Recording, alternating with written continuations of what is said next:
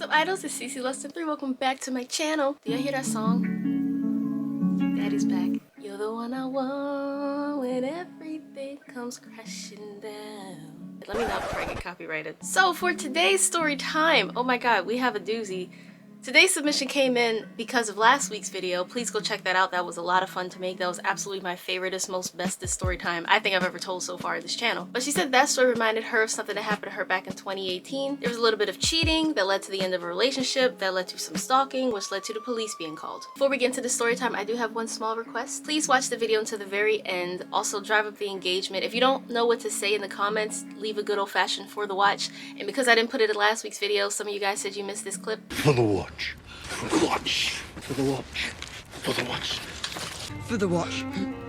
Every way that you guys engage with the content on YouTube helps that creator grow, so it really means the world to me when you guys leave a like, when you comment, when you subscribe, and when you binge and watch other videos. All these little things support me a lot. Also, Big Hit did make an announcement that the final 4 boys of BTS are about to depart us. So that led me to this query. I'm curious, how old will you guys be in 2025 when BTS comes back? Because I will be 32. Jungkook's gonna be the only one in his 20s. Everybody else will be turning 30 or older that year. That's crazy to me. So yeah, leave your age in the comments. In 2025, how old will you be? Okay, so into the story. Because it's November, it's Twilight season, we're gonna call today's girl Bella. Bella was an English teacher in South Korea from 2018 to 2022. That is a long ass time. So one day in her new work town in Korea, she ran into a foreigner and they became best friends that way. We're gonna call her Alice because we're gonna follow a whole Twilight-y theme. To this day, Bella and Alice are besties. They would often go out to cafes and stuff in public, open, quiet places and work together to make like lesson plans. They piggyback off each other, help each other out, and they got along really, really well. So Bella did say she spent a lot of time on apps like Hello Talk to try and get better with her Korean, do language exchange, make some friends. And she said for the most part, it was kind of a waste of time because most people who messaged her were guys, and the first thing they would say to her was, "I love you." Boy, if you don't get... She said she felt like a lot of those guys, they were just trying to manipulate her and do whatever they could, say whatever they could to get some booty. They would play innocent when they would suggest meeting at a DVD bunk, saying it was a quiet place they could study together. She said they suffocated her with compliments and it all just became to be way too goddamn much. But there was this one fella, and we'll call him Edward because Twilight theme. I know there's a lot of like Team Edward people out there, but you're not gonna like this version of Edward in this story. And honestly, I was never Team Edward anyway, so I guess I'm a little biased in choosing to name him Edward. Anywho, after Bella got these messages from Edward online on Hello Talk where he was genuinely trying to do language exchange, giving her tips for Korean and asking for tips in English, she felt like, oh my god, this is a normal, chill exchange. He was chill, he wasn't too pushy, he wasn't too thirsty, he was very, very chill and professional and respectful. So as they began to talk more and more, he would give her tips for like Korean restaurants she should check out and other like Korean way of life. She's like, hey, I don't understand why you guys do this, what does this mean here? And she would help him when he had English questions or when he needed like papers to be proofread. So they talked on IG, they talked on Hello Talk, they talked on Kakao, and they talked on Snapchat. She didn't really use Snapchat, but he asked if they could talk there too. She was like, yeah, sure, you know, I guess I can check in on my account if you want to talk there, but she never really used it. She only used it with him. Please keep that in mind. So one day they decided to meet in person and have like face-to-face practice where she could practice her Korean in conversation and he could practice his English in conversation. One thing that's important to note about Alice is she's had a boyfriend for a while. It's a pretty serious, steady relationship. As they're getting ready for the, you know, the first time meeting face-to-face, you know, it's at a library-themed cafe, Alice is hyping up Bella like, oh my god, we can go on double dates. I can't wait to meet this dude. You guys are gonna hit it off. It's gonna be so great. Your boyfriend can hang out with my boyfriend and me, you can hang out. It's gonna be so much fun. But Bella's like, chill, I'm just tutoring. We're just language exchange. Like, I'm tutoring him in English, he's tutoring me in Korean. It's nothing like that. Except it's exactly like that. She said they went to this really cute library-themed cafe. And then she said once he saw her in person, he was a lot more engaging, he was a lot more flirty, he was like staring at her more, and she said she felt a little uncomfortable, but she could also, it was like, oh, it's kind of cute, like he's paying attention. And honestly, she was relieved. She liked hanging out with him because he was the first guy so far that she had talked to in Korea who seemed genuine and respectful and normal. So yeah, as they sat there drinking their coffee and talking with each other, she noticed that he was staring at her more and more. And she just kind of asked him like, are you okay? So then he responded in Korean saying, oh, I'm sorry, you're just so beautiful. She kind of understood what he meant, but she kind of was just like, huh? Like kind of, okay. Because as soon as he said that, he kind of like snapped back like, yeah, so in this word in English, like how get back on track to the actual like lesson and practice. He always talked about this important job opportunity he had, and he had to prove that he was proficient in English. He wanted to travel, so he really wanted to get really good at English. So after they wrapped up their little language exchange session and it was finally done, they were about to leave, Bella looked at him and she said, 그런데 아가 말씀해 주셔서 고마워요. I want to apologize because I absolutely butchered the pronunciation of that third part. It's 말씀해 주셔서.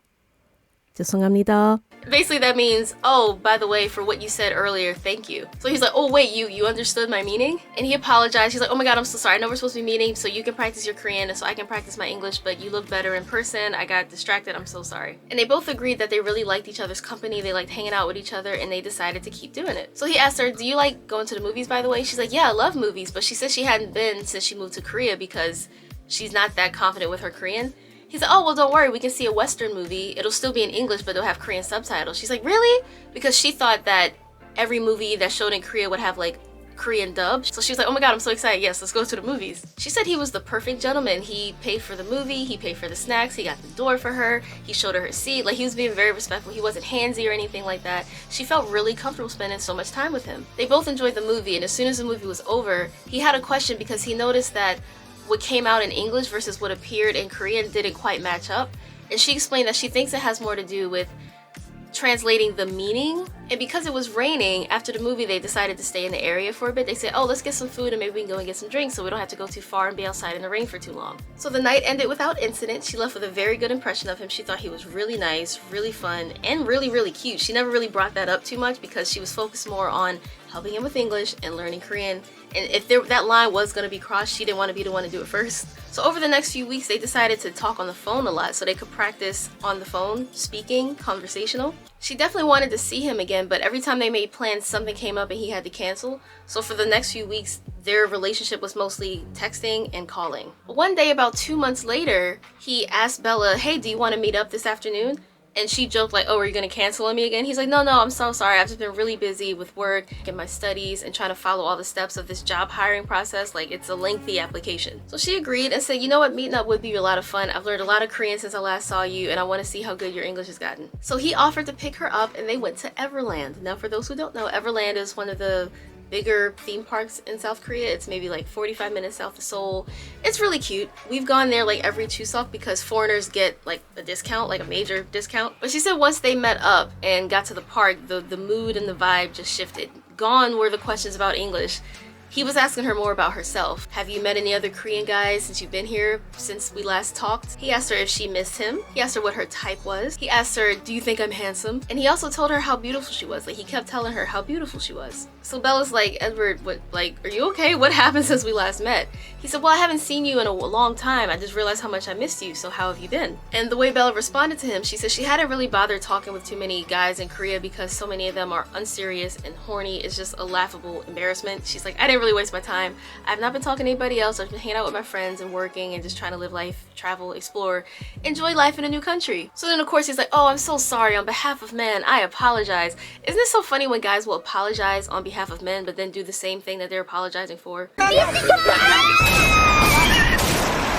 Wait for it, it's coming. But she says she can't lie. Their date in Everland was so much fun. She saw him in a different way since he wasn't asking so many questions about English. He was talking about her, getting to know her. It felt like a date, like an actual date. And she started to like him. So she accepted his flirtation. She gave a little bit back at him. And you know, at this point, they've been talking and they've known each other for a few months and everything has been respectful and normal and relaxed, not too rushed, not too pushy. So when a few more days went by after Everland and out of nowhere, Edward asked Bella to be his girlfriend, she agreed. And once she agreed to be his girlfriend, suddenly he was always texting her, always trying to call her, wanted to see her every single day. He offered to bring her dinner to her work. He wanted to make dinner for her. And she's like, it was so funny how the first few months that they'd known each other, he'd always cancel plans and he always seemed so busy, but now he had all this time for her.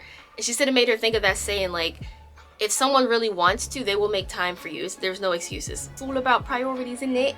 And as the relationship is getting more and more serious, naturally, Bella's like, Alice, as my bestie, you have to meet my man. And my man, thank you to my man.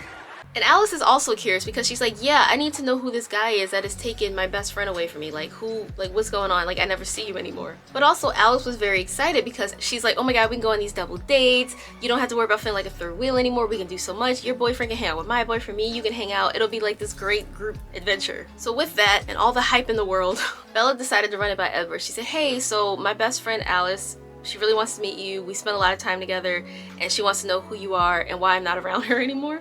And Edward did seem a bit nervous, but he was like, okay, yeah, you know, If we want to be serious, I should meet your friends and you should meet mine eventually too. So yeah, I'll meet Alice. So the three of them meet up for lunch, and Alice wanted to bring her boyfriend.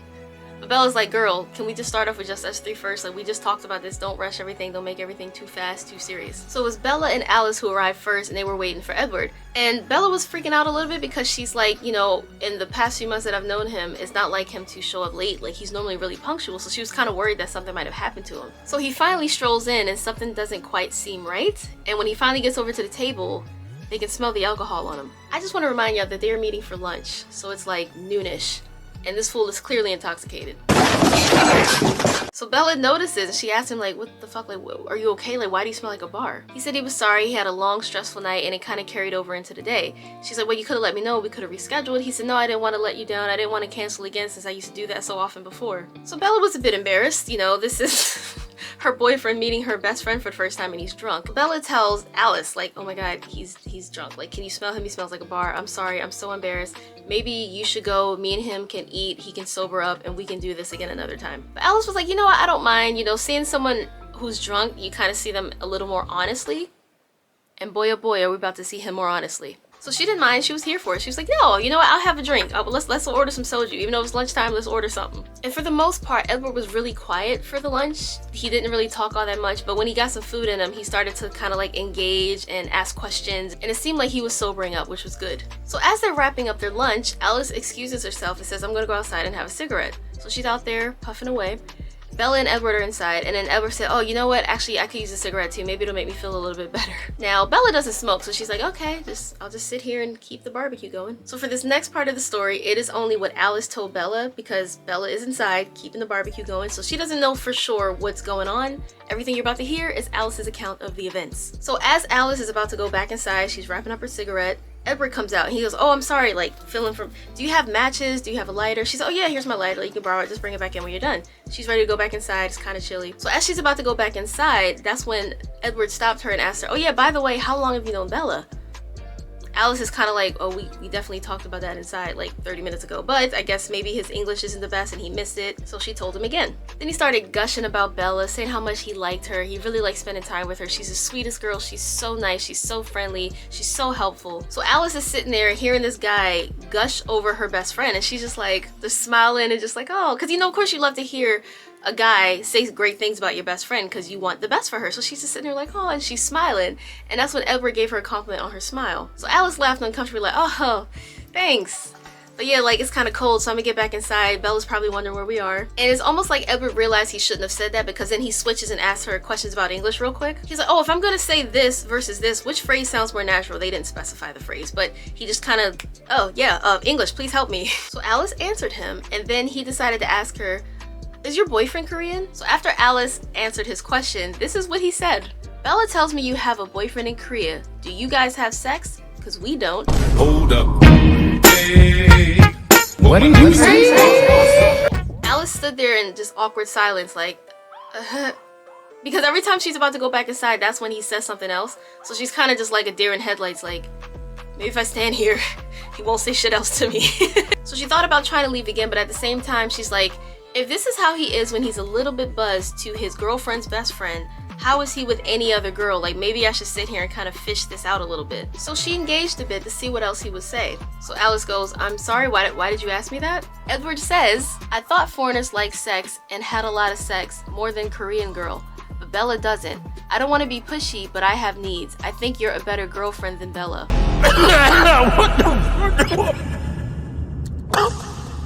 And with that, Alice said, don't mind me, I'ma just grab my stuff and leave. Excuse me please, fuck this shit, I'm out. So she left immediately to go back inside, and I guess Edward again realized he said something that was crossing the line. So he kind of like puts his cigarette out real quick and goes in with her. So Bella's just sitting there at her table like, damn, like what the hell they been?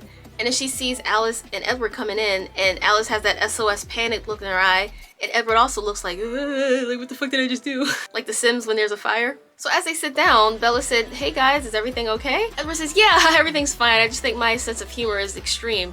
And Alice goes, yeah, it's extreme. But she kind of just laughs it off because she doesn't want Edward to know that she's absolutely about to tell Bella what he just said, but when Edward's not around. So they finish their lunch, Edward paid for everything. He thanked Alice for meeting him. He said he's sorry again for his sense of humor and making stupid jokes, but that's just how he jokes. That's who he is. So she says, oh, don't worry, it's not a problem. Hopefully you're more sober next time, and if we all meet again, I can bring my boyfriend. So as soon as he's gone, Alice is like, Bella, girl, I got something to talk to you about. I don't know how to say this. I'm just gonna tell you exactly what happened. And basically, Alice told Bella what I just told y'all. But what's funny is in the middle of this, like as Alice is telling Bella, yeah, he said that y'all don't have sex, and he said I had a beautiful smile, and he said that I'm a good girlfriend because me and my boyfriend sleep together, and he thought foreigners have a lot of sex.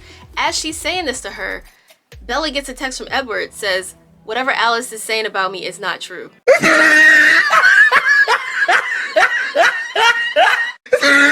Why the fuck you lying? Why you always lying? And then he sent another text that said, I think she is jealous. Oh, he really ain't shit, is he? Have you no shame? So then Bella plays dumb. She's like, whatever Alice says about you, she's lying? Alice didn't say anything about you. What do you mean? Like, what is she lying about? She did that to try and see if he would snitch on himself, and he does, y'all. This is what he told Bella. During their smoke break, he made a joke about Alice being cute, and he was only joking. He asked if Alice sleeps with her boyfriend because Bella doesn't, but he was only joking, and he loves Bella. And it wasn't his fault because he wasn't sober. So with Alice sitting there reading the text, because his story and her story are exactly the same, except she told the truth first, and he's saying that she's lying about it, but he ended up confessing to... I'm confused, but in the end, Bella decided to just ghost him. She said, with that, you're lying to me. I don't want nothing else to do with you. She blocked him on Kakao, she blocked him on IG, and she blocked him on Hello Talk. She stopped talking to him, just cold turkey. He's a phantom. She says someone who could lie like that, like lying is one thing, but then to try and pin it on your best friend and then blame the best friend and like potentially break them up, like that's, come on. So as the days went by, she did her best to not think about him, not talk about him, not engage, like just forget he ever existed, because that was really up. So anyway, as she's trying to forget him and move on, and she did ghost him, she says she knows it's up, but again, any dude who would lie like that doesn't deserve a response. Like, she was over it. She didn't even want to entertain any other new lie he would come up with. So one day, days later, she's at work. She works at a school. She's an English teacher. This fool just showed up to her school. He came into her school, found her classroom, and asked her, hey, are you hungry? I'm sorry, but that is creepy as fuck, and it's giving, are you lost, baby girl? Are you lost, baby girl? No! So she's like, what the f... And he said, oh, I hadn't heard from you for a while, so I was kind of worried and I wanted to check on you. So she explained to him, I know you were lying about my best friend flirting with you. I know it was you flirting with her. And it's not okay for you to blame her. She's my best friend here. You could have ruined what we have. And she knew that she was lying because Alice was so excited about the whole double date thing. So why would she then go and lie and sabotage it and be like, your man was just flirting with me while we smoked a cigarette. Like, it just wasn't her. And I know a lot of girls, you know, can be like that, but she just knew for sure it was not her.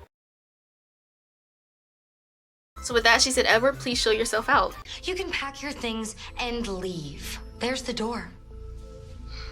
There's the door, bitch! So Edward said, no, I was only joking. You know I love you. I care about you. I was drunk. It doesn't really count. I don't know what I said. And as this was going on, a bit of a scene started to gather as some of the other teachers came and they asked Bella if she was okay. They asked her who he was. They said, you're not a parent. You're not a teacher. Why are you just in the school like this? And as some of the male teachers showed up, finally said, okay, and here's the door, I'm gonna go. So naturally, Bella's just sitting there like, oh my god, I am so sorry. I don't know how he found me here. I don't know why he showed up. He's my ex-boyfriend. We don't talk anymore, and I'm so sorry. And they said, it's not your fault, like, don't worry about it, but call the police if he does something like this again, like, that could be dangerous. And she had hoped that with that formal final explanation, because she did ghost him. I'm going ghost! And she said it wasn't right, but at least now he knows exactly how she feels and what she thinks, so she assumed that that would be the end of it. And she was wrong. About 4 days later, and it's now the weekend, Alice and Bella were out shopping and getting brunch together. Bella saw Edward following them through the shopping center. So she told Alice, and Alice was about to confront him and let him have it, but she said she didn't want to make another scene. Alice is like, another scene? Like, what are you talking about? And she's like, yeah, he showed up, like, at my school a few days ago. She's like, what? Like, why didn't you tell me this? And of course, Alice is like, oh my god, girl, we need to call the police. Like, this is the second time he's just showed up uninvited and unannounced. Like, this could be dangerous. So while they're trying to decide what to do, they go into the women's bathroom, hoping to lose him that way. And once they came out, they didn't see him anymore, and Bella promised Alice that, okay, if I see him again, if something else happens, I will call the cops. But I think she also knew that there's not a whole lot that police will do unless something physically happens to her. Like, if he's just there unannounced and watching her and trying to talk to her, police can't really do a whole lot about that. So Alice said, okay, how about this? Next time, if you see him again, you, me, and my boyfriend, we'll call the boyfriend Jasper. Alice's boyfriend will be Jasper because why not at this point? She said, we'll all go to the police station together, and because he speaks Korean, he can explain and translate everything that's going on so you know what all of your options are. And unfortunately, Alice also said, you know, since he is a Korean person, they might take this whole claim a lot more seriously, because if it's just a foreigner versus a Korean, they probably won't really help you that much. But if it's another Korean helping the foreigner against the Korean, then they might actually help more than they would. So later the same day, they planned to spend the whole day out together. It was shopping and brunch, and then they were gonna get drinks and go dancing at a lounge. Like, it was supposed to be a whole day. It's the weekend, let's have fun. So Jasper came up to join them. They decide to hang out, have fun, and Alice notices Edward there. Hey, yo! Hey, yo! Bro, what are we talking about here? What do you mean? What do you mean? So before Bella notices, Alice takes Bella to the restroom. Alice tells Jasper, that is Edward, that is the ex, and he's been stalking her. He won't leave her alone. So she's hoping that, okay, my boyfriend can go handle your ex and we never have to deal with him again. So while they're in the bathroom, Jasper says, because, you know, Jasper's not the biggest fan of Edward either, because Jasper knows that Edward flirted with Alice. So Jasper, he's trying to be, you know, he doesn't want to make a scene and make this whole thing worse, but he's like, you know, if you keep following her and showing up unannounced, we're gonna have to call the police and get them involved. Like, she doesn't want to be with you. I don't know what you gain from following her around, hitting on my girlfriend. It's not gonna work out for you. You should leave. But Edward's like, I just want to know what I did wrong. I don't understand.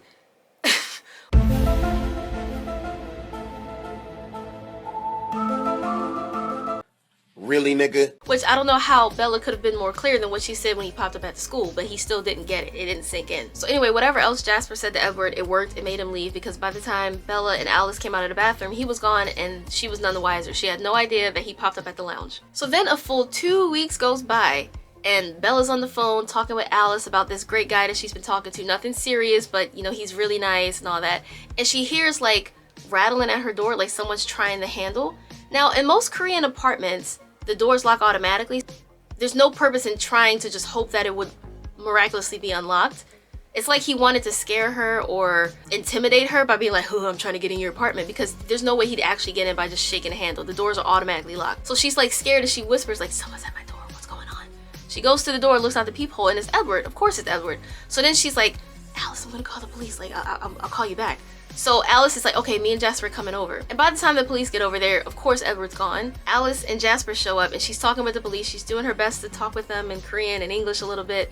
And when Jasper gets there, they can finally explain the situation. And Jasper's like, they knew each other for a few months. They started to date briefly.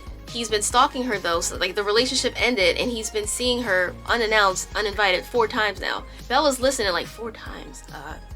I know my Korean isn't that good, but it was only 3 times. So she corrected him. She said, well, he showed up to my school while I was at work. He followed us while we were shopping and having brunch, and then just now he showed up at my apartment. It was only 3 times.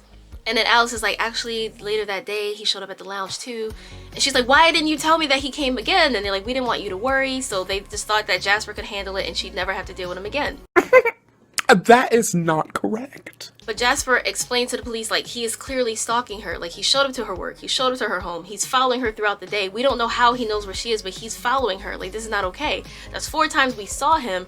We don't know if he's seeing her other times that we're not aware of. So the police, you know, they apologized. They suggested she could maybe get a restraining order, but they can't really do a whole lot unless he breaks in or he hurts her or something like that. So it's one of those wait and see and call us if he shows up again type of situation. So Bella is not at all surprised, but she was like, yeah, I kind of told you that would happen. So when the police leave, Bella, Alice, and Jasper are sitting there like, how is he following me? Like, how does he know? Like, the school, okay, that's one thing. She did tell him the name of the school that she worked at, so you can type in the school name and find the address.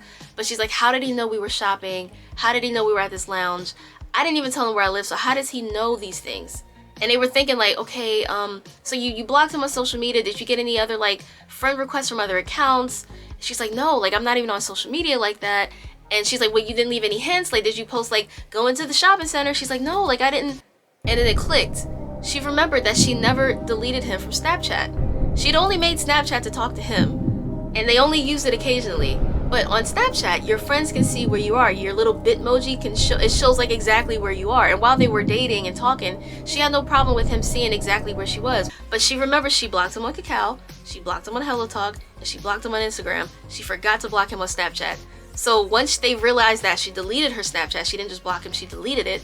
And to this day, she has never seen or heard from him again. Bella, that's fucking scary. Like, thank you so much for sharing this, especially all the details you went into. But like, ladies, be careful out there and stick up with your, like, again, I'm fully aware that, you know, some women will lie about stuff just to be evil and because they're jealous and insecure. But it's nice to see these stories where the friend or the woman is given the benefit of the doubt and it turns out she's telling the truth and you're all the better off for it when you believe her. So please binge the videos that are about to pop up on the end screen. You can see so many other crazy story times like this. People are wild and living lives out there. Thanks for watching. If you did, remember to like, comment, share, subscribe, and I will see you guys next time. Annyeong!